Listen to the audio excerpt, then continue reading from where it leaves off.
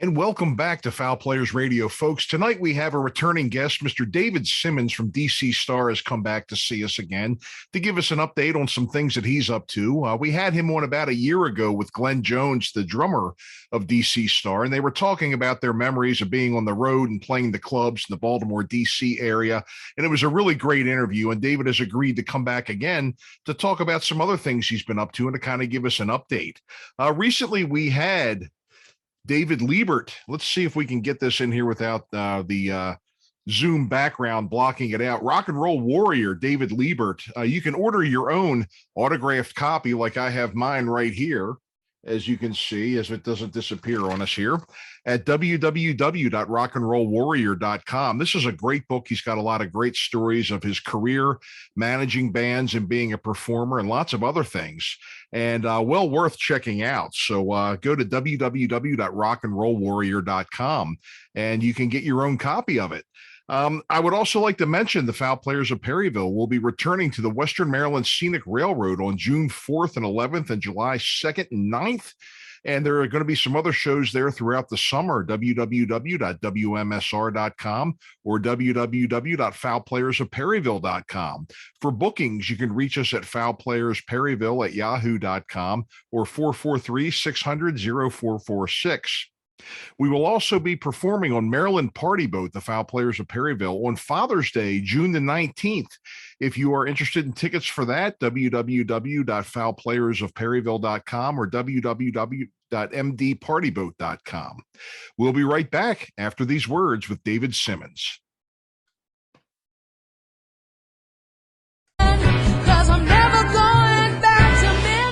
Live music is back at the Havre de Grace Jazz and Blues Fest, June 3rd through 5th, featuring Shamika Copeland, Gunhild Carling, Raoul Medon, Felix Pastorius, and others. Free live outdoor shows too, in beer gardens, shops, vendors, restaurants, and more. What are you waiting for?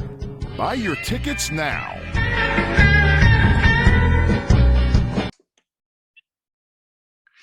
David, it's great to see you again, my friend from c.star. Glad to have you back on the show again. It's been a good year and good to see you. So I understand that you've been working a lot in your own studio, recording, working with some new bands and some new acts and things like that. And so tell us what's going on. Well, actually, it has been a little bit of a time since I've actually worked with anyone because, I had spinal surgery back in January of 2020. Yeah. And that was, 2 years ago. And, hey, look, as you know, 2020 and 21 were crazy for everybody, because, no sooner that I had that surgery than the whole COVID thing started shutting down. And then by the time I wasn't able to drive for 10 weeks. Wow. Yeah, it was a tough surgery. I was a 6th level fusion. So I'm really fortunate that, I had a good surgeon, and you really can't tell by looking at me. I mean, obviously I know me, and I know that I've got 14 screws in my neck, and 2 rods down my neck, and it changed everything. It's things like that happen in your life. They're kind of like a marker in time. You know what I mean? Because we're going that way, so but I had recorded some stuff with Eric Dalton, and his dad, Henry Farmer, who was a bass player in c.star. And we did a project that we wrapped up right at the end of 2019, right before I had surgery. And we didn't really wrap it up. All we did was we got 7 tracks in the can, and they're real, like, they're kind of ultra heavy metal, kind of like the last Elephant Rumor thing I did with Eric that's on the website. There's an elephant on it. It's real heavy. I mean, it's real heavy. And but it's, there were some ideas that Henry had played for me over the years, and I kind of cataloged them better than he did. You know what I mean? And then I just popped the question on him one time. I was like, "Hey, you remember that's this song and that song?" And he was like, "Yeah," and he was kind of vague about it. And I said, those ideas are too good to just, take to the grave with you, man. I Mhm. mean, you got nothing to lose. Let's crank them out and see. Number one, can we get a piece of work that's interesting enough? And then number two, then would it be possible? Eric has his own persona now. Mhm. Eric has been doing his own solo stuff for the last couple of years, and he's gotten a little bit more uh, into what he's doing. I worked with Eric for 3 years, and our situation didn't really end favorably for me, nor did it for his band because they broke up. But Mhm. unfortunately, it caused the demise of a 12-track CD that was pretty much completed. And Mm. I think I think there was some pretty good songs on there, and it had taken a long time. And and so it also involved some issues with signing publishing agreements with some guys in the band that I knew weren't going to even be in the band forever. You know Mhm. what I mean? And I warned Eric about that. But so now he's actually much smarter. The show that he just did up at the Chance, he used a drummer and a bass player, and he had a lot of his guitar tracks, already in the can, Mhm. and then he could play guitar and then he could put it down and just front the other guys that are, you know, I guess kind of like the coleslaw on the side or something, I mean, Yeah.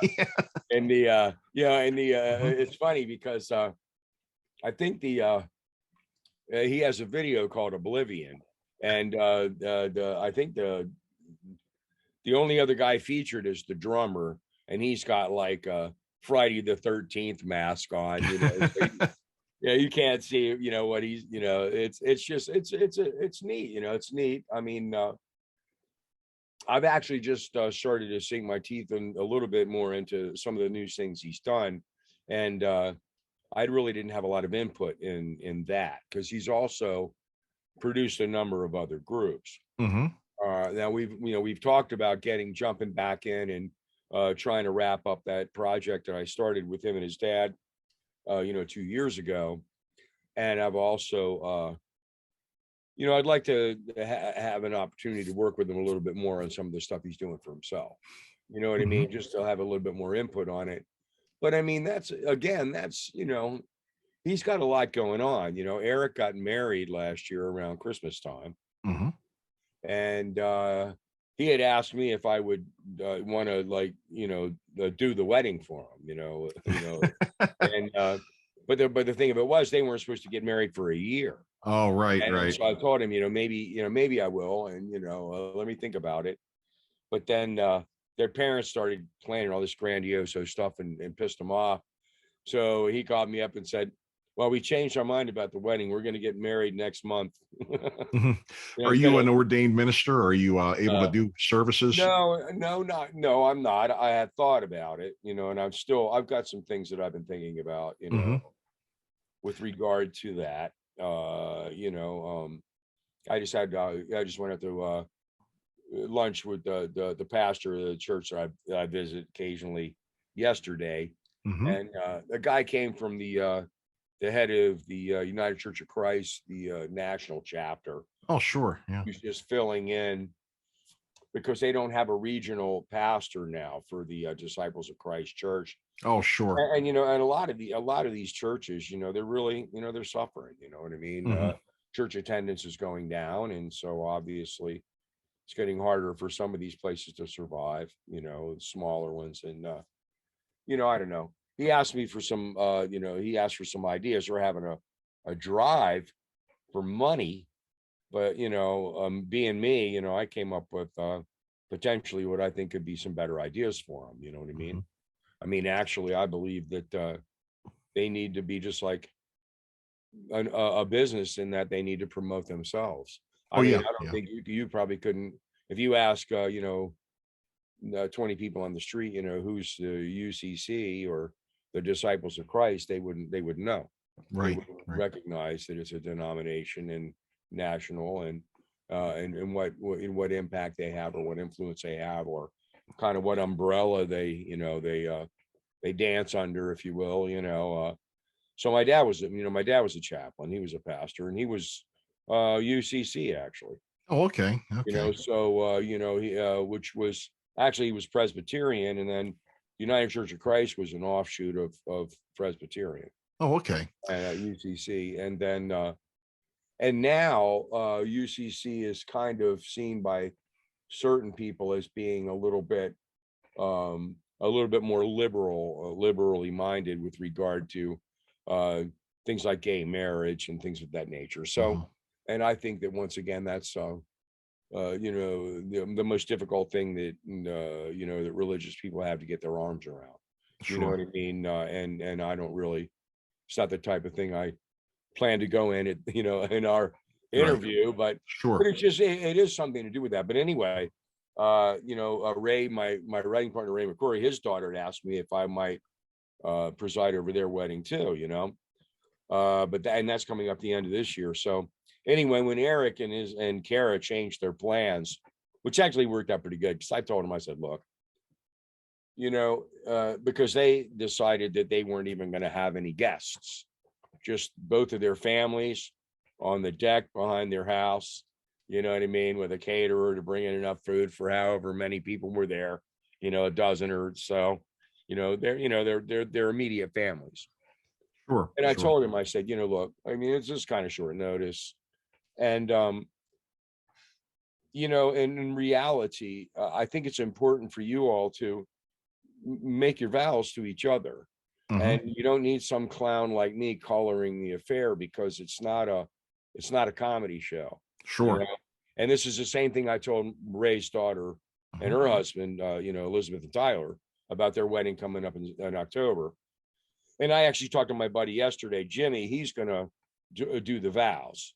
I mean, I'll be happy to read, and I'll be happy to call people to, to testify for them or whatever else. But I told him, I said, it's not like I don't feel like I have a dog in the fight. You know what I mean? Sure. Yeah. I mean, you're like my niece. You're like as close to a daughter as anybody ever will be.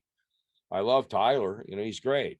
But once again, when you make your vows, you need to be looking into each other's eyes and know that you're looking under the eyes of God. And that's it. It ain't got nothing to do with some old, buddy of your dad's, cornball, sure. or anything, I mean, I'll be there, and, and I'll be right in there with you. But I think the words should be delivered by somebody who's just giving them to you objectively and without coloration of friendship or any, you know what I mean? Really, I mean, that's the way I felt about it. And it's not because certainly not because I don't feel capable of doing a marriage ceremony. Yeah. I've covered for Jimmy at his church a couple of times when he went on vacation, and I just did the whole service. And both of the organists there passed away, so we didn't even have an organist. And the first time I covered for him, I bought my acoustic guitar, and I banged on that a few times. But frankly, my hands have gotten so bad since my surgery that I can't even fake through a song with a guitar. It's really, it's a drag. But once again, it's no different than an athlete who is my age, who played ball when he was in his 20s. You can't do it. You can't run high hurdles and do things like that. Unfortunately, guitar was certainly something that was a big part of my life, and a lot of joy in my life, even though I never considered myself to be a really great guitar player. I always considered myself to be a really great entertainer. Sure. I know what you're talking about there. I really know what you're talking about there. That was the thing too. I mean, there's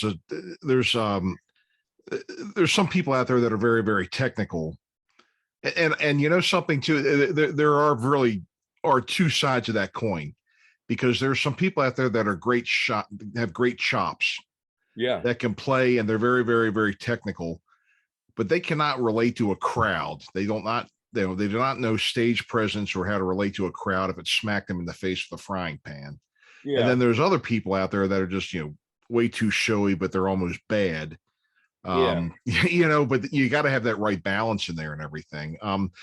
Yeah. So yeah, as a matter of fact, just talking about what you were going, and I won't, go on about me, but I just had the honor of presiding over my sister's wedding this past weekend. It You was know what? quite an honor. I saw Yeah. that on Facebook, man. Yeah. Everybody looked nice. Yeah, that was cool, man. I clean up pretty good once in a while, Well, yeah, definitely that, man. Yeah, you look good, man. You Thanks, look good. thanks. That And, was that was a nice location that they picked and everything. It was really yeah, that thank was you. really great.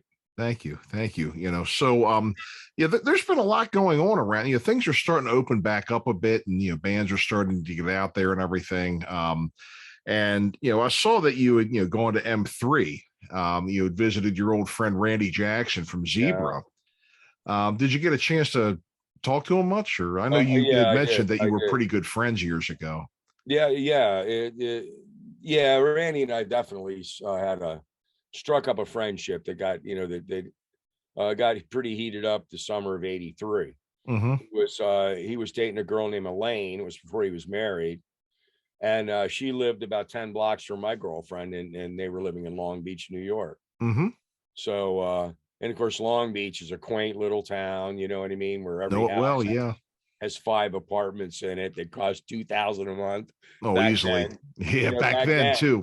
Yeah, that's what I mean, man. Christ, and I think it was, you had to pay 3 months like security deposit or something like that. It was ridiculous. Mm-hmm. And Christine, my girlfriend, her apartment was like, it was a couch that folded out into a bed, but it couldn't fold out because the room wasn't deep enough. Most of the time you slept on a couch, and then it had, it was an L shaped, with a little Mm-hmm. kitchenette place, man, and had radiators in it. You know what I mean? It wasn't much, man. It Oh wasn't God. much, and I mean, crap. I think that was, I don't know, 12 or 1,500 a month, and that was back in, like I said, the early '80s. Mm-hmm.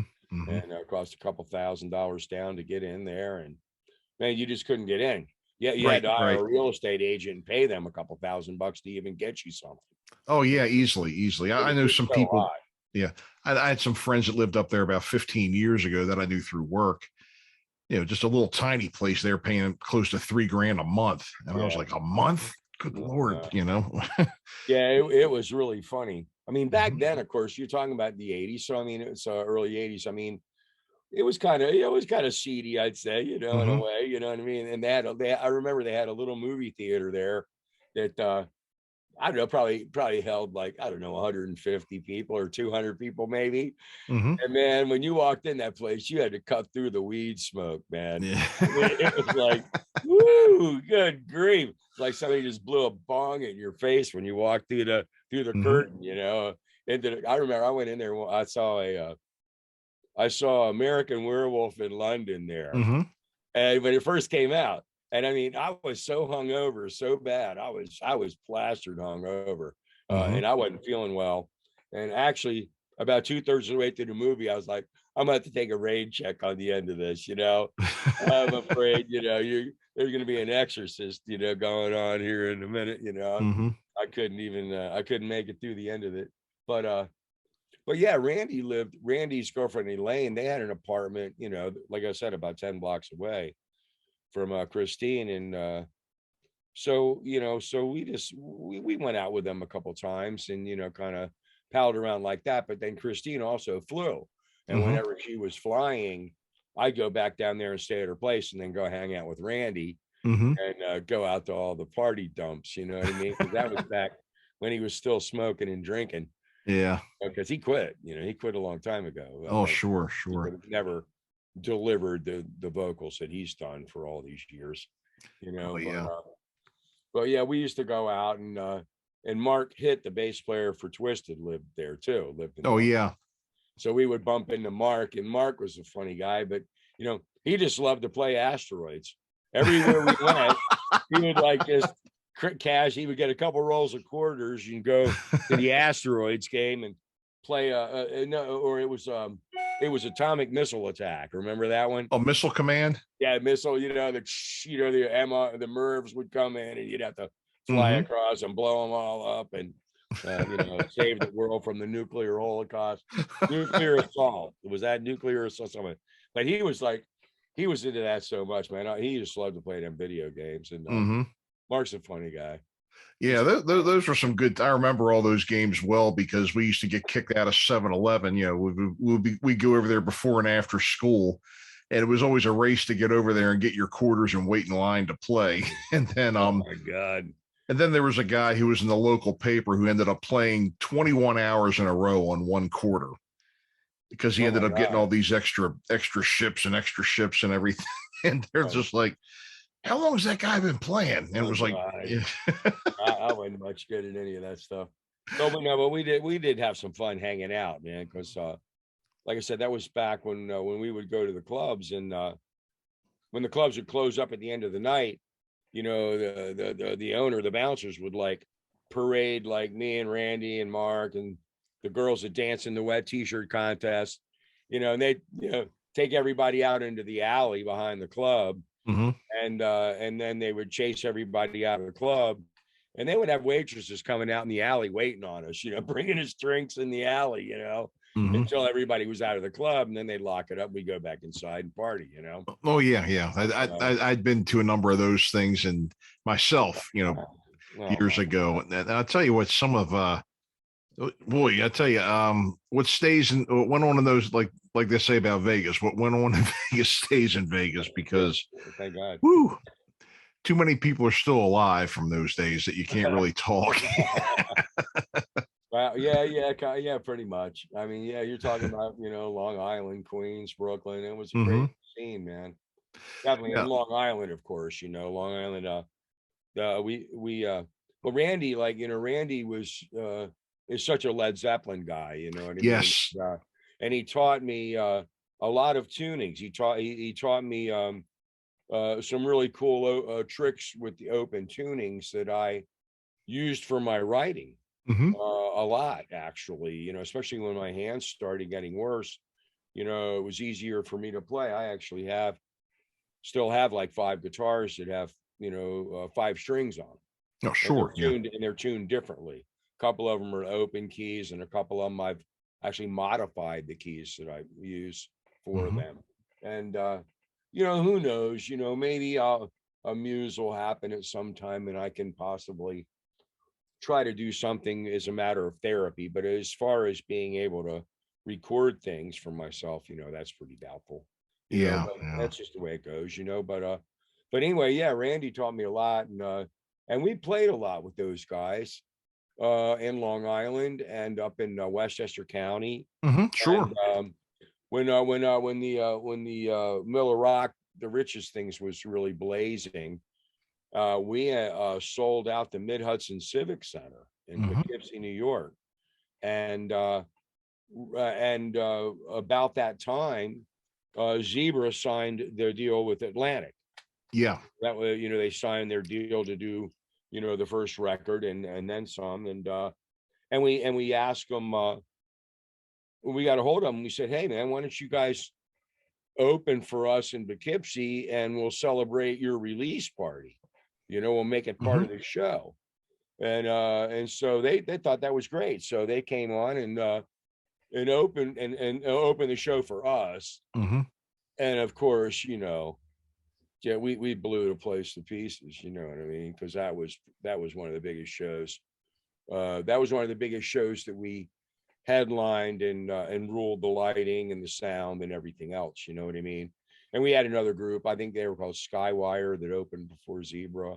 Hmm. But you know, we were just, those guys are really fun, and I really dug what they did, you know what I mean. And they're still out there doing it, man. And my hat's really off to them, you know. And so, That's that's just great. And you know, and the thing is too is that from time to time, you know, you hear about some of these bands having resurgences and everything. And I was out taking my walks and I was looking around YouTube for some music, and I was like, yeah, I'm listening to some Zebra.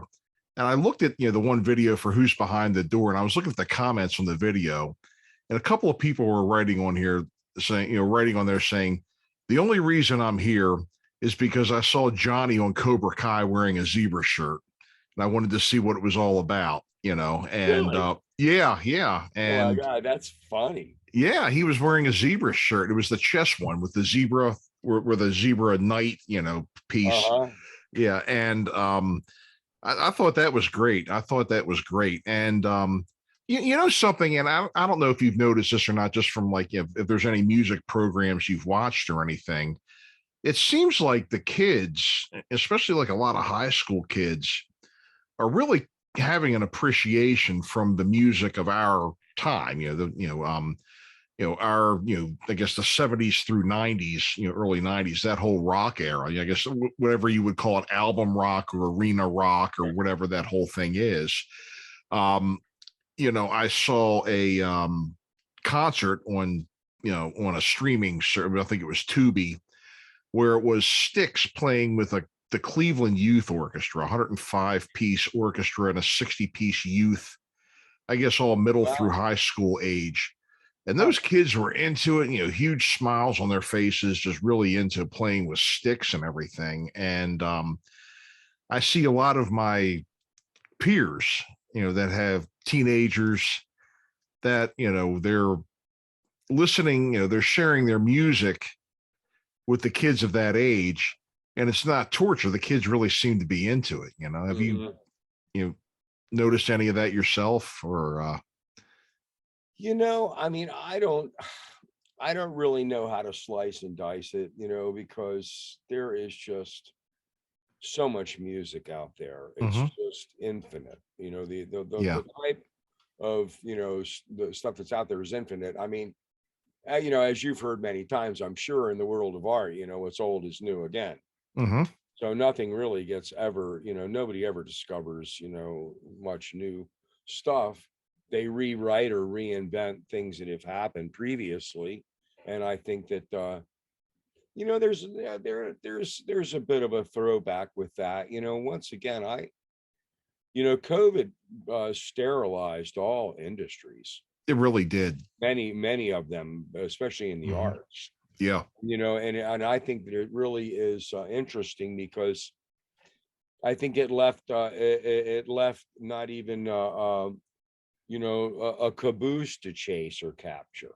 You Mhm. know what I mean? It's like everybody is always chasing the hit or chasing the trend. And I think now there is no trends. Everything has been pretty much kabashed. Mhm. So we're starting at kind of ground zero in a way. So I mean, I don't know. I really don't know, myself how to characterize things because look, when I really got back into producing music back in 2009, 2010, and I really wanted to try to give it a go to try to see if I could get some things published and all.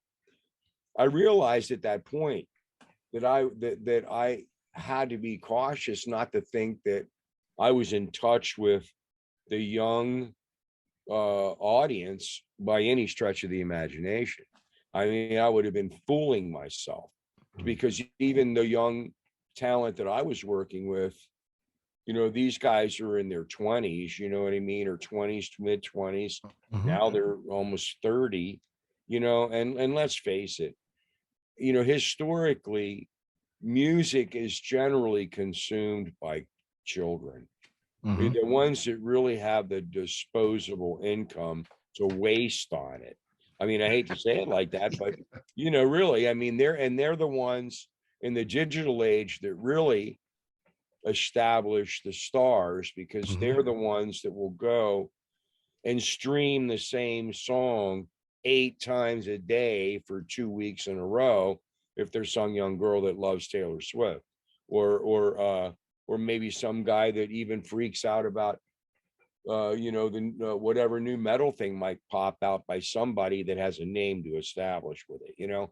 I mean, one thing's for sure, in the hair stuff or in the era you're talking about, the people that sold records were very fortunate Yeah.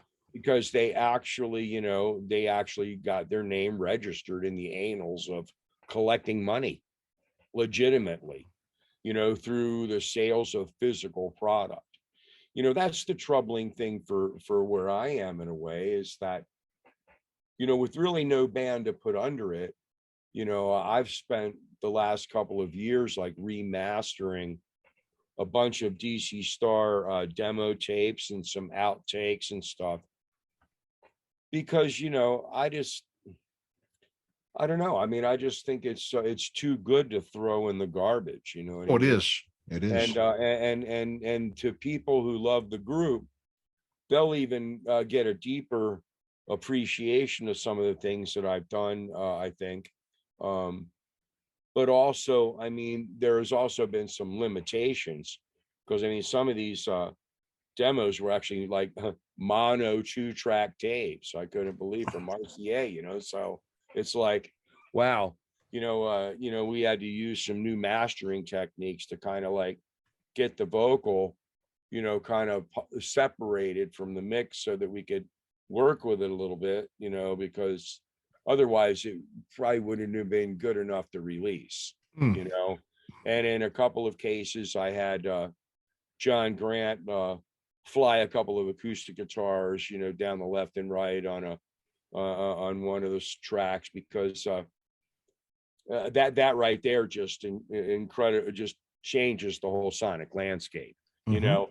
because you've always got the bass and the drums pretty much flying down the middle, but when you make a stereophonic landscape out of it, then all of a sudden, the the audio, the sonic quality of it is really much Mhm. better. And I think like one of the releases is just me playing acoustic guitar and Kenny singing, Mhm. and his brother taped the we were making the tapes as fast as we could, Mhm. as fast as Ray and I could finish a song. I would teach it to Kenny while I was trying to bang out one version from the beginning to the end without even using a click track, just playing with sitting in front of a microphone, going into a reel to reel, into a 4-track reel to reel player. And and then as soon as I got that track down, I would have to come up with a complementary track so I could once again have a stereo sound to it. And I usually had already ideas of how I was going to, counterplay another guitar part to the main thing. So I just tracked them, and then I would bark out the words to Ken, and as soon as he would get the melody in his head, well, we would sing it, and like I said, it's all live. We Mhm. didn't punch in nothing. There's no auto tune. There's no nothing. We had a microphone plugged into a DBX compressor limiter, and then right into the tape machine, and that was it. Oh, yeah, yeah. And we set up a microphone for Ken in my bathroom Yeah, oh, yeah. over there in the Mhm. Village of Tall Trees, Mm. in Essex, you know what I mean? And so that was our echo chamber. You know what I mean? So yeah. And I have to tell you, I mean, there's a quality, there's a certain quality to Kenny's voice, that didn't, have any, fear or intimidation or worry, you know what I mean? And I mean, he makes some mistakes, you know what I mean? And the guitar playing is nothing incredible. I mean, I think looking back and listening to it, I mean, it was a pretty good feat. Mhm. How because we cranked out, I don't know, maybe 2 dozen songs in a period of maybe, I don't know, over 5 or 6 months, maybe. But you got to remember, we were playing 4 or 5 nights a week and Oh, traveling yeah. all over hell's half acre at the same time. And so when we would come home, Dave Taylor would come up with Southern Maryland because he was our sound man for a good while, but he left when we started going to New York a lot. He didn't really Mhm. want to be on the road doing that. And so it was 82, I think, when we did it, when we recorded most of those songs. And I don't know. There's just something. I don't know. I don't call it innocence, but there's some sort of purity to Ken's voice that like really never got captured on any Hmm. of the stuff we recorded on records. You know what I Hmm. mean? There's stuff that we recorded on records. It was a much different, more. I don't know. I don't want to call it contrived, but it was just more of a pressure cooker and dragged out. Time periods in the studio, coming in and out over weeks, doing the same thing. Mhm. We would be on the road, we would get done with a gig and we would drive all the way to New York. And by the time we got to New York, it'd be time to start recording. Mm-hmm. And we would record from like 10 o'clock at night till 10 o'clock in the morning for like 3 nights in a row. And then when we got out of there at 10 o'clock in the morning, we'd like drive to Albany to play. It was really, you know, we really never got a deal. Sure. c.star never got, you know, a producer who really, you know, had the full reign over a whole album's worth of material. We worked with some people that were good. We made no mistake about it, especially Michael Brower. He was incredible. You know, we were very fortunate to be stuck with him. That was a lucky coincidence. You know, that serendipity, you know, really produced Is It You and the best sounding stuff we did record on the picture disc mostly. Even though that mix was done real thin, but the tracks themselves were great because Michael is still out there mixing people. You know what I mean? He's incredible. And so we were lucky to work with him. But anyway, you know, it's just like you said, excuse me. There's people out there that do appreciate it. I mean, you know, being at M3, I also ran into Steve Narangis, the guy that's doing Hammerjacks, the rockumentary. Yeah, tell me about that. And yeah, I mean, that's pretty interesting. It's kind of an adjunct to what we were talking about right then and there. You know, I mean, they started filming that maybe 5 years ago almost. I think it's been that long, almost since 4 years since he interviewed me. He came to the house and brought a couple girls, had a camera crew, and real professional. And then they had a cattle call down at Hammerjacks. That was really, really neat because, and this must have been 2018. And they had all these people that they hadn't been able to go to their houses and capture them individually. Like I know it was the last time I saw David Utter from Face Dancer. He was there with you know, with a couple other guys. And John West was there, you know, from Vanessa, Steve Myers from Spectrum, and a whole lot of other hair bands that I probably, you know, don't know their names as well, because once again, we knew bands that we played with. We didn't go see nobody. We were working. We worked every night. Oh yeah. There was no time to hang. You know, you had to, unless you were there with them and playing with them. Yeah, that's what I mean. If people opened for us, sure, we opened for them. We got to know them, and that's what you know. You know, Randy gave me a shout out at the M3. He was like, "Yeah, he broke a string on the first chord of the second song, so he had to turn around and get into the guitar." And then he was like, "Hey, you know, we see so many people we know on the road. Anybody out there know Dave Simmons from c.star?" And so we got a little shout out there, and it was funny because I bet you I got 20 messages on Facebook about that. That's cool. That's cool. Yeah. And people, and some of them were like, "Wow, I heard he said something about c.star. I saw you guys play with them up at Hammerheads in Long Island, and you know, and so that it was all pretty cool." But anyway, so Kevin Butler, one of the principal investors in this project, when they had the band guys come down there, he arranged to give everyone a tour of the new property. Oh, okay. He showed us, here's where this big stage room is going to be, and this is going to be like a disco bar, and this is going to be the this and the that. And to date, really, I think the only thing that's even close to functional, or maybe, is they have a beer garden outside. Yeah. This big area used to be a parking lot, is now going to be kind of quarantined in, but it'll be an area where people can come and go as they please and drink, and it's underneath of 95, so it's out. So it's out of the rain, and it's in between the stadium and the casino. Right.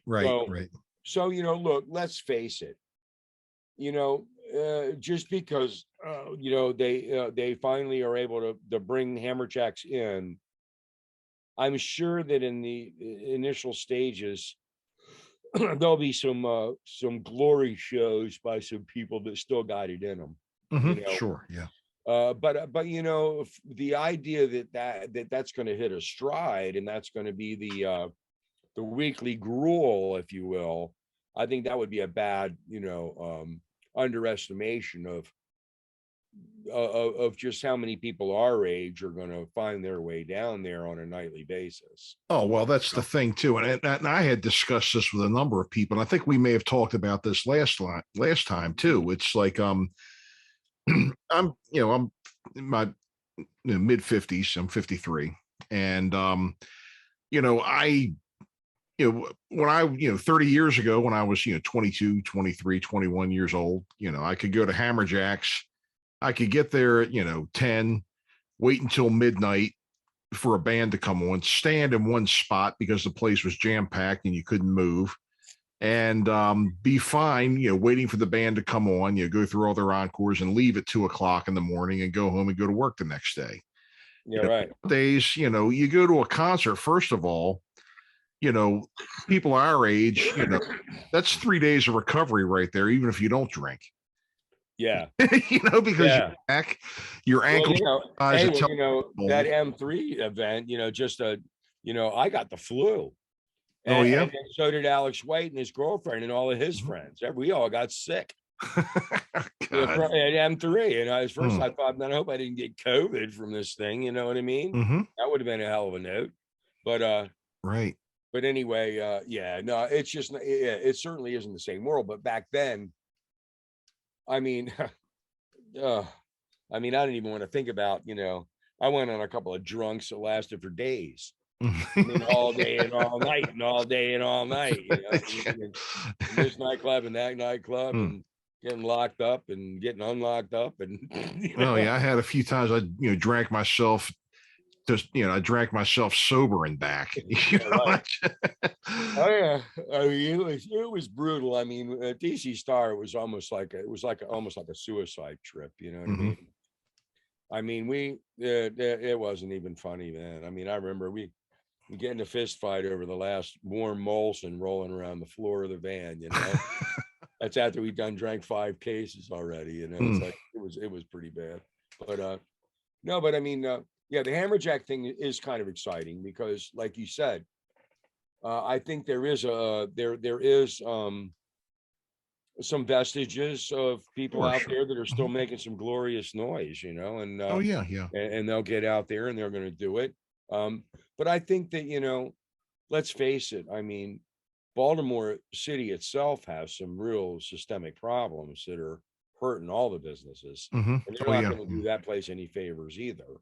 I mean, they'll be able to have some special events. Oh, sure. Yeah.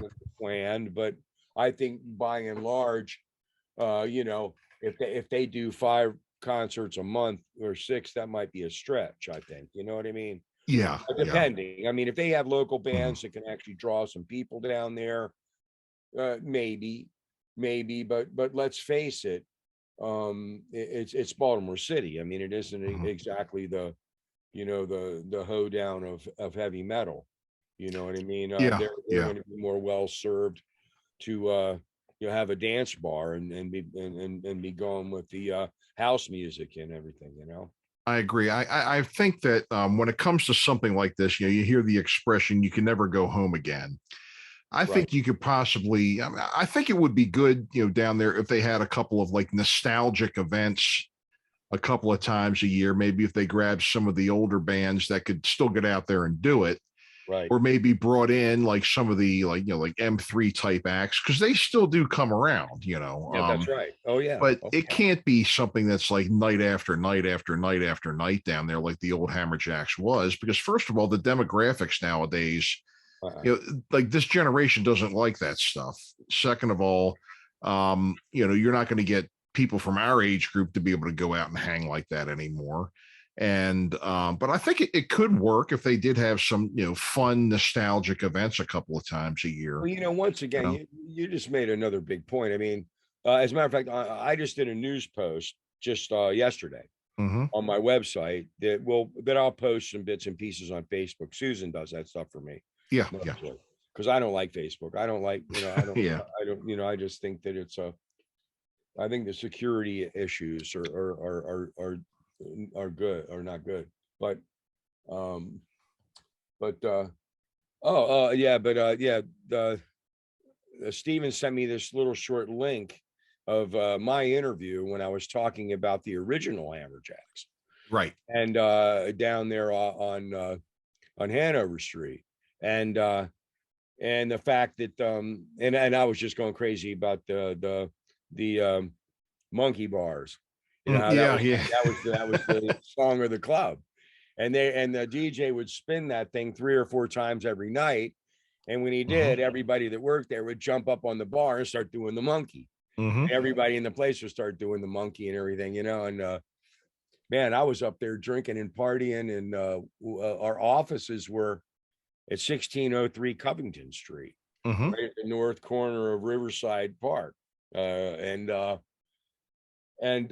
know, so it was about 20 blocks, you know, about 15 blocks as the crow flies from the club. So I came up from Southern Maryland before I even lived in Baltimore, and got carried out of that place a few times and crawled all the way back to Covington Street, you know. But my point was going to be the fact that back then, least we not forget that the drinking age was 18. Hmm.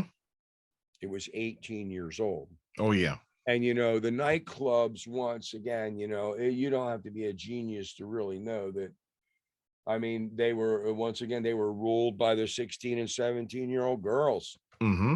I mean, all the underage girls were there. Everybody was underage, man. I remember when I got my first driver's license. Now I'm older than you. I'm 10 years older than you are, and then some.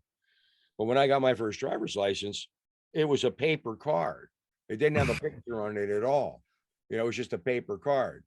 And I took an eraser, and you know, I was born in 1955, you know, and I took an eraser and I erased that 55 and made it look like it was 53, you know. So I remember, like, you know, when I was like 16 years old down at the bayou in Georgetown, you know, hurling, you know, in the alley out back, you know.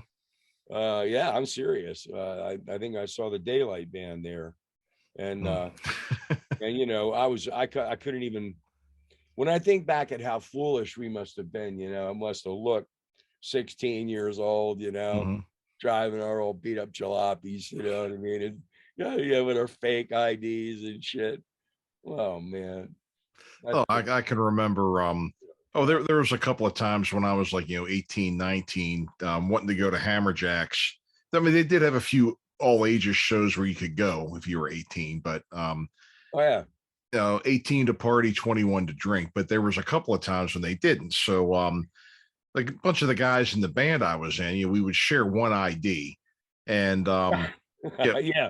you know, Yeah. one would, like two guys were of age in the band. One guy would go in, he'd take the other guy's ID and walk out to us in the line and give us one. So I think, like 3 or 4 of us got in on one ID. The bouncer looked at me. And of course, nobody else gets questioned except for when he looks at me.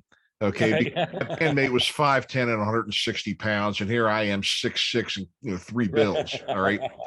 So he goes, yeah, I can, yeah. He goes, yeah, I can see which leg of yours weighs 160 pounds. And I was like, well, I don't know. And he goes, just go in and get out of here. Exactly. Yeah. Go in and don't let me see you again. Yeah. Yeah, definitely. I mean, but once again, yeah, it was so different, and of course, no one was ever worried about being shot Yeah. or Yeah. anything like that. I mean, it was bad enough that drunk girls were crawling around the streets and, Hmm. getting taken off the places they should have never ended up, Right. Right. things like that. But I mean, still, that was just part of the canvas. You know what I mean? Hmm. I mean, it was definitely, it was definitely a trip, man. It was definitely a trip. I mean, Hmm. I remember going into the, I remember, I remember one time when I went to the Bayou, and we went and saw, I think it was the Daylight Band. Hmm. And the guy that managed them, Jim Mothershead, started booking stars, we were called at the time. Yeah. Yeah. So I we remember went down that. to Georgetown and we saw those guys. And if you ever went to the Bayou, remember you went up those stone steps, you know what I mean, up to the dressing room. It was like a catacomb almost, you know what I mean, going up there. And when you went up those steps, you would get about halfway up there, and there was a little teeny window, a little tiny window. You could poke your head out, and it would be like, and you'd be looking right down on the stage, looking right down on the center of the stage. And I remember walking up there one time when I think I was 17. I wasn't 18 yet. And I looked out that window, and the club was packed, and everybody, the whole dance floor was just like a sea of people. And the Bayou, of course, had that mezzanine level, so there was people up there too, and the Daylight Band had 2 drummers, you know what I mean, and then Larry playing congas, you know what I mean. They were real good at what they did. They were real entertaining. And but man, I was looking out that window, and I thought to myself, I'd give my left nut if I was on the stage right now, rocking with these guys, it like that. And then I remember distinctly, like, I don't know, like 10 years later or something like that, 10, 12 years later, when we had already played there a few times, and we were playing there, and it was like during the week, and it wasn't a very strong crowd. We only had about 350 people, maybe 400 people in there. And that wasn't very good. I mean, nowadays you had 400 people, man, that would be like a record ass beater. Back then, $400 for DC Star people, the club owners would be like griping about the money. It sure might be like, well, we don't give any discounts, So, but I remember I was walking up the steps, and I saw that window, and I poked my head through the window, and I was looking at the crowd at the stage, and like, we were on break, and there wasn't nobody on the dance floor, and I was just like kind of like bored shitless at that night, at that time. I didn't want to go back down and have to play jump or something like that, again, even though people are still singing it these days at the at the karaoke, man, good grief. But I don't know, it was just so funny because I had a massive paradigm shift, you know what I mean? Because I remember distinctly how I really would have probably sacrificed my left nut back then, 10 years before, because I wanted to be on that stage so bad, and I wanted to be up there so bad, and I wanted to have the band together, delivering the goods together, you know what I mean, and just driving people down, and we had gone through that stage, and we had gone through that, and now we were all of a sudden kind of getting burned out and getting into the doldrums of the night after night after night after night. There's no vacation, no rest, and just wondering. And then, like I said, I peeped out through that window, and I just it all came back to me, and it wasn't a whole lot, of course, longer after that, that they just took the place down, that was it.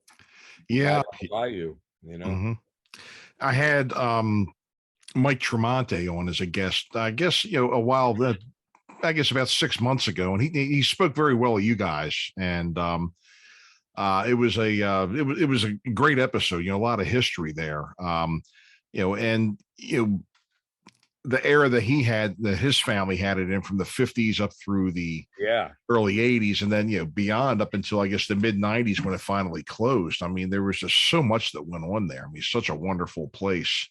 Yeah, that public television did a pretty good job on that documentary. The Bayou, the Killer Joint, I think it's called. Yeah. It's pretty funny. I was disappointed because I actually sent them some video, and they had interviewed me. It's a little bit more lengthy, but once again, when you really looked at the depth of the history and what they were talking about, DC Star was just a blip on the radar, when you're looking at Kiss and Foreigner and all the rest of the people that Dave Williams, he had them. He was a cellar door, and he exercised that exclusive right. He made them all come in there and bust rocks for him. Yeah. But that was just one of those places that has such great history. And I mean, and you guys, I tell you what, you guys really earned some, you earned your money playing there. I mean, you telling me like in like those places in Georgetown, not only there, but I think the Crazy Horse or something was Oh yeah. sets a night, 6 nights a week. Oh man, when we started playing, when we first started, well, the Crazy Horse we played the Crazy Horse long before the Bayou. Right. Crazy Horse was the first nightclub where we became one of the house bands. Right. And back then, when you were a house band, you played 5 nights. You played 5 nights in the same place, and that wasn't so bad because you only had to strike your gear, once a week, Yeah. But it also got burned out after a while. But we were doing that in most of the places we were playing, either 4 nights or 5. And some of the places we did 4, and then they would hire another band for the other night or the other 2 nights. That was like Electric Circus did that in Ocean City. They had a different band on Monday and Tuesday, and then we played Wednesday, Thursday, Friday, Saturday, and then we usually didn't play Sundays. We rolled out, but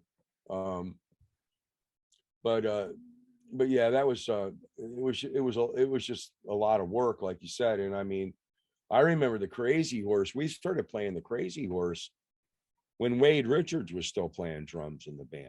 Okay. Yeah. So, I mean, we were probably playing in the Crazy Horse when Jeff and Kenny were still in high school. Yeah. They probably weren't even out of high school yet. Seriously. Right. Because Ken was 2 years younger than me, and Jeff had been held back 1 year, so he ended up in Jeff's class. Oh, okay. I mean, in Kenny's class. So bringing up the rear. But anyway, I was probably in kindergarten. oh yeah, I'm sure. And then it was the Crazy Horse. It was a Mike. Christ, his name escapes me, but Patterson. But anyway, yeah. When we played there on the weekend, you started on the hour and you played 40-minute sets, and you played till like 2:40. So we played 5 sets a night. We played 5 sets every night, and the first set was like 20 minutes long. Oh, okay. And because when we used to go on at the Crazy Horse, when we used to go on for the first set, they had a salad bar rolled out in front of the band, like up there against the bar, because all the people would come in for happy hour. And Mike would always say, they want to hear music, they want to hear music, but don't play any of that loud shit, So, right. So we would get up there and we would like play. We had a short list of junk, like Peter Frampton, Nowhere's Too Far for My Baby, and we used to do a couple of other, of course you'd end up doing the blues, playing the blues and jamming it out, and doing a harmonica solo and shit like that. And then, then you take a 20-minute break and they'd roll the salad bar away, and then we'd come out with like Rock Bottom by UFO. And I mean, and the thing of it was the bartender stood right in front of the band. I mean, and you played so loud, man, their hair was blowing, like drinks, man. It was terrible. And then of course, by the third set, I mean, that place was just like sardines, man. People would leave because they would get squished out the doors, and more people would be waiting in line to get in. And it would just be all night long, people just crowding in there. And there'd be like, drag queens in there, like dancing with everybody. And the place was a scene, man. The place was a total scene. And, of course, like I said, we were like 18 years old. And so, I used to kid people, man, I got picked up by an older woman last night. How old was she? 21. 23. She was like over the hill.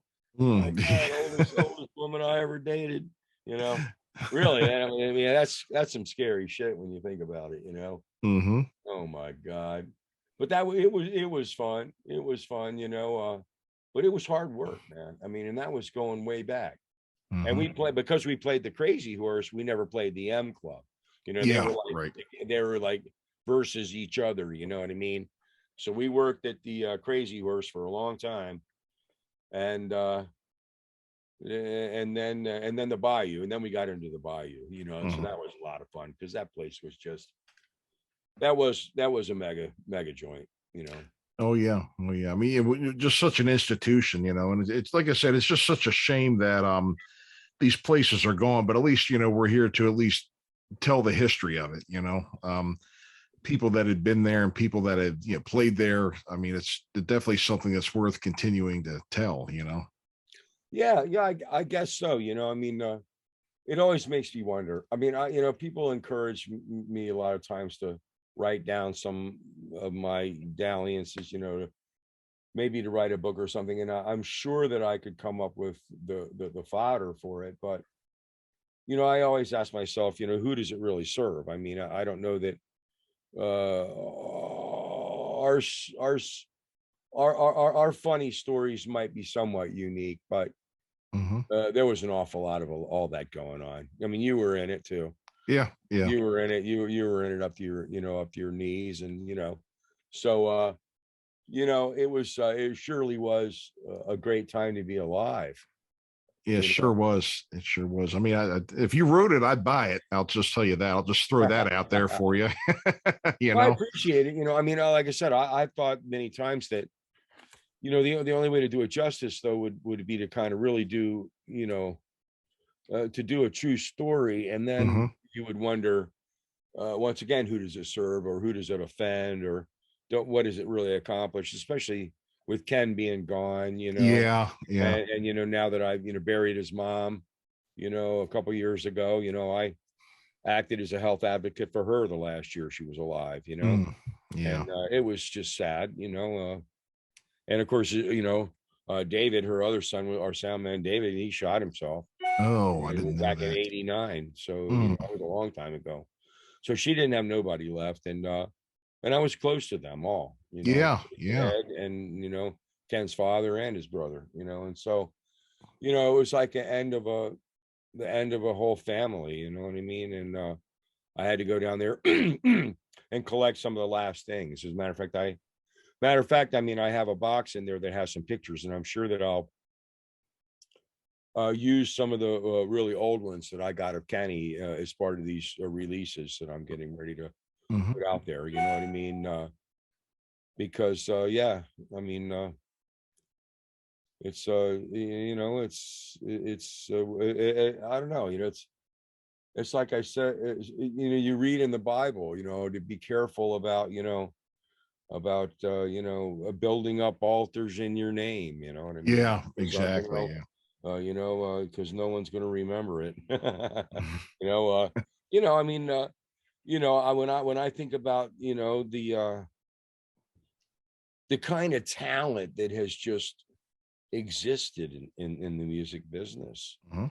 I mean, you got names, I mean, one that like sticks out like to me, like Jaco Pastorius.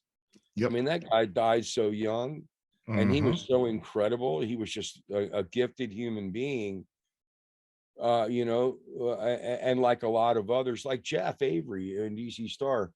Jeff was kind of a recluse. He was a real introverted person. And a lot of people that are like that are reclusive and introverted, become really great musicians because their whole focus, goes into the music. And some people just have that extra circuitry going on upstairs. I don't know how to better describe it. Um, I certainly didn't have it from a musical standpoint. I think I had it from more of a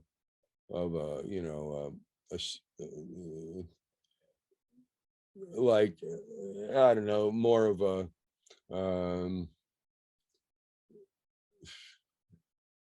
symbiotic relationship maybe, or you Mhm. know I don't know. But I mean, I have my talents. I know that I'm a talented person. Oh uh, yeah.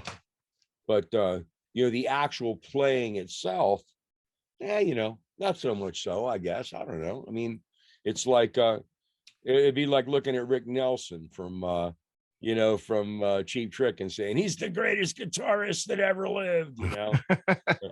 I remember two guys when we played at this place someplace else in Southeast DC. That was another little dump that we played at 5 nights a week. And I remember these two guys got in a fight there one night. One of them said Jimmy Page was the greatest guitar player, and the other guy said it was George Thorogood. And they got in a fist fight, and they beat each other to death. They beat each other until they were both unconscious. And I was like, well, I guess it was Jimmy Thorogood, you know? Yeah. Like, so effing what, you know? I know. Fucking morons, you know? Mm. Who's the greatest of all, you know? I don't know. Yeah, it's funny. You see that on these Facebook pages because I follow like some baseball stuff on there too. And you get some of these people that just fight over who the greatest one of all time was and who belongs in the Hall of Fame and who doesn't and all this other stuff. And I'm like, yeah, come on. And then the thing is, it's just like people just get brutal about it, you know. People just some people, yeah, of course. Yeah. Some people get real worked up about it, that's for sure. Yeah. Bands too. I mean, some people get real, possessive of their favorite bands and all like that. They sure do.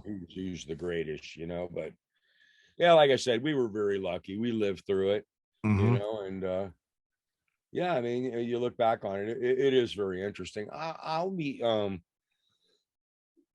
I put these next selections of material out, I will be surprised. I'll be looking forward to see what kind of reaction I get. And I think that might have something to do with what I do next. Yeah. I had a friend of mine contacted me today and said he had talked to a club owner who would be interested in possibly having some sort of a party or something like that. And I had thought about that, like having like a c.star reunion, but have somebody else play there, somebody else local, like maybe Rob Fahey or Never or somebody that's still out there making noise, and just invite the guys in the band to come. But Jeff, Glenn lives in South Carolina. Henry's up in Poughkeepsie, New York. People have families. They've got lives and their own vacations and this and that, and even though some people would think it would be great to see us again, I know people that would love to see the band again, but quite frankly, I don't even know if they're healthy enough to travel, someplace to go to another city. Like, if we were going to have something kind of a party like that, I would like to think that we could draw people from our whole audience base. So maybe that's, once again, maybe we have to wait and see how well these releases go. Sure. What I mean? Because Susan and I plan on investing some money into promoting them, because I still believe that the vast majority of c.star fans have still not seen the website, not seen the videos, and not heard the material. Because I run into people all the time, and they don't. Oh yeah. They've never, they don't, they're like, hey, where can we get some of your guys' music? Like, wow. You know what I mean? Really. You're preaching to the choir, man. I know exactly what you're talking about. It's true. You can sit there and toot the horn, until you're blue in the face, and then you're like, wow. And sometimes I think people just say they go online so they don't look stupid. Maybe they don't. Maybe they don't. My brother doesn't have a computer. I could draw a big comparison to this if you want. What's that? All right. You remember Bob and Ray? They were a comedic duo from the 40s, and they were on the radio, and then they did a lot of TV stuff later on. Even if you may not know them that well, you probably have heard of them. Well, they did this thing called a bit called the Komodo Dragon. Okay. And, this guy comes on and he's an expert on Komodo dragons. It's like a PBS interview. And he's saying, the Komodo dragon is the world's largest living lizard. It lives on this island in Komodo, in this, chain of islands down around Indonesia. So then the interviewer goes, well, where do they come from? And it's like, I've had people that I've seen every day at work, or people that I've worked with regularly for a long time, that I told everybody, like, for example, at my job, about the JG Wentworth commercial, for example.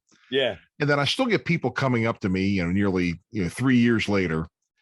I saw this commercial and there was this guy wearing a Viking helmet that looked just like you. And I'm like, yeah. Well, it's funny. well, When I talked to Henry last week, I told him, I said, look, you shouldn't be so timid about joining us on this interview. I'm sure that it would be fun to have you on. And, he's just a little sheepish because, I think some of his memories are maybe a little duller than mine. I don't know. But I was like, he's like, well, where did you meet this guy, Michael? I said, well, he kind of looked me up. I like what he does because he has lots of eclectic people on his show, and he has a very deep appreciation for the arts. And so he has on all kinds of different interesting people. You should look at the show and everything like that. And I said, plus he's a thespian, he does some acting, and he was on this JD Wentworth commercial where he played this Viking. He goes, you mean the Viking guy on that bus? It's like, yeah. He goes, I saw that. I said, yeah, that's Michael. That was just last week. Oh, okay. Okay. I said that to Henry, and he goes, yeah, I saw that commercial. I said, yeah, that's Michael, the guy in the Viking helmet, He wears it when he interviews people now. I can't even fit in the door of a house wearing that thing. I told you how big that thing really was, Yeah. And being 6'6", they had a hard time fitting me on the bus. They would have been better off trying to put a live elk on the bus as compared to me walking around in that helmet, That was funny. Yeah. But, that was so much. I don't know, but I don't know, man. But no, I really, I salute what you do, man, because thank you. You know what? It was weird. I wanted to, last night I went to listen. I saved, a Facebook post from a year ago when you had Alan Walden on the show. Yeah. When I went to look for it, I couldn't find it. I couldn't find it on your list of. I went back to where the date I thought it was, but I couldn't find him. I'll send you the link. Yeah, I mean, because he's an interesting guy. He's great when he was when he was on the air. Yeah, I love his voice, and he was on back during the Ron Smith glory years too. Yeah. And of course, I was a fan of Ron. He was definitely the voice of reason, that guy. Yeah, I mean, it's just the amazing thing that I really liked about his interview was that, he told me, and just imagine if this happened. I mean, it's a normal day at work, and all of a sudden, you're on the air broadcasting, and then you happen to look over at the ticker tape machine, the news, the wire that comes through, beep, beep, beep, beep, beep. Yeah, right. President Kennedy has just been shot. Okay, you are the only person, or you're probably one of like a handful of people in the world at that moment who knew that. You had to break that to everybody. Yeah. I mean, God, could you just imagine that, or any other major? Could you just imagine having been on the air on 9/11 or any other day that will live in infamy, Pearl Harbor, yeah. And he shared with me just so many stories and just so many things over the years. And he was absolutely delightful. He's just such an interesting person. He's, I believe he's well into his 80s now. And he travels, he reads, he just gets involved, and he just, he's definitely one of these people that just, I don't ever see him not being sharp because they just use their brain all the time, Yeah. Well, he's amazing. I mean, the guy, he ran for mayor of Baltimore. Yeah. Unfortunately, great candidates like him don't have a chance. Yeah. Probably, on the political, landscape being what it is, because obviously, these old guys like him, they still love the city, man. Yeah. They still remember it and its greatness. And, it's just but it's just amazing, all the story. Frank Leibert was another one. Frank Leibert covered the March on Washington. Frank Leibert interviewed the Beatles when they came over. And it's also these stories I love to hear and preserve and pass on and archive for people. I mean, we just have a Yeah. great history in this region of people that have done wonderful things. And I had, do you remember Captain 20, Dick Dizell from WDCA? Um, He was also on Glory um, Duvall. I'm not sure because, I wasn't really, around here. I moved here when the band moved up here in 80. Oh, okay. Okay. So I wasn't really much of a kid around here. Well, it was a DC station. But when he came on the air, you were probably a teenager and not interested in Captain 20 because that was like for little kids, I vaguely remember. Yeah. Yeah. You know, Had him on recently. He gave a great interview. I've been very lucky with all the people that have been willing to come on and participate and help me out with this and everything. And I appreciate you coming back, David. I really do. well, I tell you, thanks, Michael, go ahead. before we wrap it up here, do you want to give all your websites and everything just to make sure people know where everything they want to find out about c.star can be found? Well, sure. And everything else that you're doing too, David and Goliath and everything else. Yeah, well, I have a website called David and Goliath Music, and there's a shortcut to it, D&G Music. That's AND, DAND, Music.com, DNGmusic.com, or you can spell out David and Goliath Music.com. And inside of the website, there's also a landing page that we developed for c.star. And you can shortcut to that by just going to c.starmusic.com. So c.starmusic.com takes you to that. I'm sure we're going to be doing some more work to it because these releases will pretty much justify the fact that we need to, brighten up the scenery a little bit and change around a few things. And, like I said, the thing that makes me kind of sad, the band folded long before the digital era. Yeah. So we were still into the era, film, cameras, film, tape, video, big video, commercial videotapes, and so, in order to actually shoot something, you had to put out some money, had to be you a did. deliberate thing. It wasn't like everybody could pull a camera out of their pocket and shoot video like they do now. So I really don't know that there's going to be any more video of c.star because the stuff that I have found, it's just, there's too much defective about it, whether it's the microphones on the camera is just getting blown out with over level or, and let's face it, most, ham, videos are not that good anyway. You know what I mean? The angles are just pizzosity and people didn't know what they were doing, and that was even back then, they didn't even have real stabilizers on the cameras and stuff like that. You know what I mean? So, I mean, most of the video that I've seen has been pretty poor. And so, I just have to live on with this, and look, it's been a great run and, I love the memories, there's no question that, that we had a big influence on a lot of people when Certainly. we were in our heyday, because we were very positive and we lifted people up. We partied and had fun everywhere we went. We made friends everywhere we went.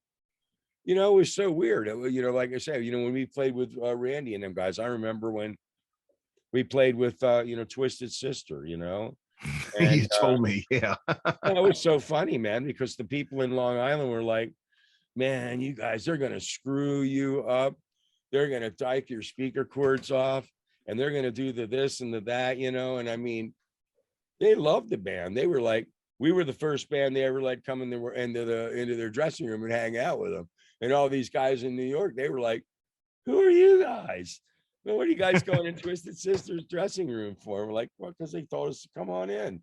That's why, and in reality, of course, we were just us, but the people, all the other bands, I think they took that as offensive. You know what I mean? They were jealous. They were not happy because these guys came from out of town and started like, yucking it up with all the guys at the top of the ticket. You know what I mean? Mhm. And so it was lots of fun, man. It was lots of fun. And shoot, I was just poking around today. I just listened to a piece of the Mike Brillhart interview today. I Oh, didn't yeah. say that, so I tuned into a bit of that because, of course, his partner over at 97 Underground, Derek. Mhm. I dated his sister, Oh, Desiree. okay. And then Desiree ended up. She married Scott Welch, the guy that orchestrated Alanis Morissette's career. Oh, sure. Right, So right. yeah, I still talk to them. They live in Mhm. Nashville now, but Oh, yeah, but that was a crazy time. I yeah. mean, here they got these guys at this little college radio station making national headlines practically. They did. Starting some noise. Mhm. And yeah, boy, that was back then. Then everything was new. Mhm. Well, yeah, it was nice to have been a part of it for sure, Michael. And it is kind of you to ask me to come on. I wish that I was able to say that I've got a couple of 1-2 punches right here in my quiver. But right now all I've got to do is kind of get these releases done, which ought to be pretty neat. Like I said, the first one's going to be entitled "Unfinished Business," and I'm actually going to put a couple songs on there, sung by John Frederick, the guy that replaced Kenny for the last year that we played. Right, right, right. He re-sang "Stop the World from Turning," and we actually wrote a song that we recorded with J.J. Maselli, Hmm. the guy that played a bass for Voices. But JJ is really a great guy, wonderful guy. He went to Jacksonville and ended up getting involved with Disney and working on Lion King and a bunch of their movie soundtracks. Hmm. But that's Unfinished Business. And the second one's going to be Unplugged. And there's 11, of those tracks that were the demos. And then one slow song that was written by Jefferson Ansel, the guy that wrote Blue Sparks. And that was recorded at RCA. So I went ahead and because I love Kenny's voice in that, and it's a really lovely song. So I went ahead and had John put some more acoustic guitars on it, and then I had him re-sing background vocals on it the way that Jeff and I did it live. Mhm. But I couldn't sing them now. John, John has a great voice, so it's real basic, but man, I don't know. It's something like when the song when the song ends, it's just, I don't know. I get an eerie feeling, because, I was so close to Kenny, Mhm. Kenny and Sure. I basically grew up together, we became men, really. We were just boys when he met. And, so, it's extra special for me, to hear the songs. And then the last, release I think I'm going to entitle Memories in Fantasy. And I've got a couple of neat things on there. I've got a little short clip, excuse me, of a songwriting session we did with Jefferson Antel when he played the first time he played this idea he came up with, which was "Don't Call Me Punk," and it's about 1 minute and 30 seconds long, and it's a joke. He didn't have but a handful of words, but it's really funny. And then I'm going to after that little clip, I'm going to remaster "Don't Call Me Punk" from the picture disc and probably put that on there, right there Okay. where it comes in. And then I've got a cassette that I remastered that Ray gave me back in 1979. It was the first cassette he gave me of any originals he had written. And there's a song on there called "Broken Heart" that became the lyrics for "Is It You?" And Oh, right. so I remastered that, and it's just him singing and playing a guitar. And he's got the guitar on the left side and he's singing on the right side. Of course. you know, Yeah. and and it's a little 3-minute ditty of Ray. And I mean, once again, this is a guy that I wrote hundreds of songs with, man, and I've been working with him since 1979. Hmm. You know, and we've got catalogs and catalogs of songs, Michael, that probably will go to the grave, you know. Hmm. But, you know, in the scheme of things, you know, when you look at the fact that, you know, you know, the estimate is that Spotify releases almost 50,000 songs a day. Oh Which is yeah, I'm sure. a day, Wow. a day. Some people said 60,000. My mouse batteries died. I mean, getting a little thing on, you know, I updated my operating system saying your batteries are going dead. I'm like, nah, they're not. No, well, they just died on me. But yeah, I mean, I have this little thing by Tony Van Veen for Spotify because it's like 3 million songs a month, Hmm. 60,000 songs a day worldwide. You got to Hmm. really, you know, really realize that any kid with GarageBand can put a song out. You know what I mean? Hmm. And so it's an awful lot of noise, you know, an awful lot of stuff. You know what I mean? So I'm lucky that we do have a name that somebody remembers. Oh Like I sure. had Yeah. mentioned earlier about recording artists. You know, Hmm. we weren't as lucky as the Kicks or some other guys that got a shot to do, you know, more than a couple of you know, fall off the truck records like we did, but yeah, we still had a lot of fun, man. And we, like I said, we still had a lot of impact on people. And now I've just gotten to the point in my life where I want to get this done. Yeah. You know, I I don't want to blame you. say that I want to say it's finished. And then I can take a deep breath and determine if there is something else to do, you know. Hmm. Sure, sure. Well, David, it's always a pleasure to talk to you. You know, whether we're doing an interview or just bantering back and forth on Facebook or whatnot, and always a pleasure. You know, I love your stories. You know, I appreciate your willingness to come on and tell them and talk to me and everything. And thank you again. And so, folks, it's been David Simmons has come back to visit us again from c.star and David and Goliath Music. And we will see you all next time. This is Foul Players Radio. Thank you for listening. My pleasure, Michael. Thank you so much, my friend.